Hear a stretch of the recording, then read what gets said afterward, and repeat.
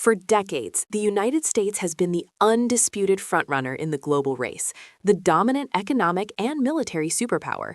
But lately, if you look closely, the champion seems to be losing steam. The stride isn't as confident. All the arrows, on almost every metric that matters, are pointing down. This isn't just a slump, it's a fundamental shift, and it's happening fast. Global power has always been a team sport, built on alliances. Under the Trump administration, the size of Team USA plummeted. Meanwhile, Team China's roster has stayed largely intact.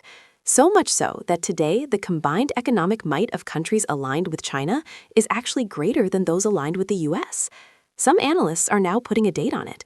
China could pass the US as the world's dominant power within 15 to 20 years. While the US still has the single largest economy, the gap is closing, and other cracks are showing. On a global scale of corruption, the US has fallen to 64th place, an historic low that acts as a severe drag on our efficiency and wealth. Even worse, we can't seem to balance our own checkbook. Economists have drawn a comparison. Imagine a household that earns $52,000 a year but spends $73,000, all while owing $1.3 million. That's the United States. Our national debt is on a runaway train. It hit $39 trillion in March of 2026 and is projected to clear $40 trillion by the November election.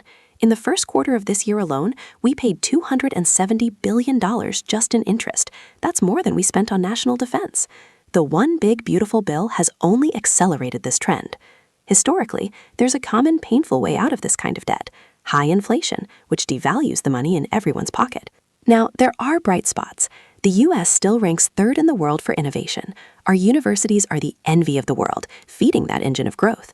But that engine is leaking talent. We're in the middle of a brain drain.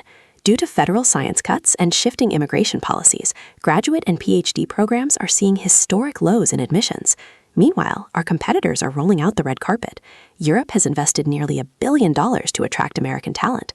France and Japan have created entire programs to lure away our best and brightest scientists. And the system that's supposed to produce the next generation of innovators, our K-12 education system, is struggling, ranked 27th globally by student assessments. We've seen a significant drop in math, and our science scores are just holding steady. Comparing the health and well-being of our citizens, the US barely cracks the top 20 in healthcare. We spend far more per person than any other developed nation, yet we have a lower life expectancy, the highest rate of preventable deaths, and the highest suicide rate. We rank 24th in happiness, a dramatic fall from 15th place just 2 years ago, and a shocking 91st in safety due to gun violence and social instability. Citizens in many other countries simply feel safer than we do. Underpinning all of this is a crisis of confidence in our own system. The US is now categorized as a flawed democracy, and we rank a dismal 57th in press freedom. The trends are stark, but the race isn't over. The United States is still a nation of abundant resources, immense wealth, and a deep-seated culture of resilience and innovation. We have the ability to address these challenges. We can stay at the front of the pack, but only if we finally decide to pick up the pace.